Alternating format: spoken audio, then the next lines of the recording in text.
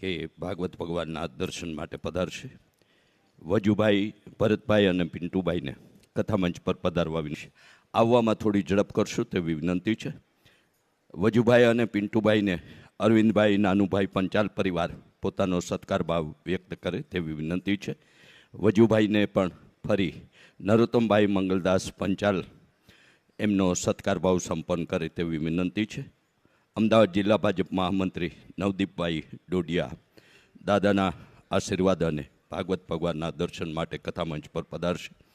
વજુભાઈ સભાડ, ભરતભાઈ સભાડ, પિન્ટુભાઈ સભાડ પરિવારના પરિવારજનો આરતી માટે કથામંચ પર આવે તેવી વિનંતી સાથે 7 દિવસીય આ વિરામ લઈ રહેલા સત્રનું ફરી આવતીકાલથી સત્સંગ ગંગા યાત્રાનો પ્રારંભ પીસાવાડા, તાલુકો ધોળકા, જિલ્લો અમદાવાદ ખાતે અખિલ ગુજરાત સમસ્ત સોરિયા ભરવાડ પરિવાર દ્વારા આયોજિત કથા અમૃતના પાનમાં આપ સૌને પરોક્ષ યા અપરોક્ષ રીતે સહભાગી થવાની એ પરિવાર વતી હાર્દિક નિમંત્રણ અને વિનંતી સાથે આવો 7મ દિવસની આરતી આપણે સંપન્ન કરીએ એ પૂર્વે પૂજ્ય ચરણો ભાગવત ભગવાનનું દર્શન પૂજન કરશે. અરવિંદભાઈ, નાનુભાઈ પંચાલ, વજુભાઈ અને પિન્ટુભાઈનો સત્કાર ભાવ સંપન્ન કરશે.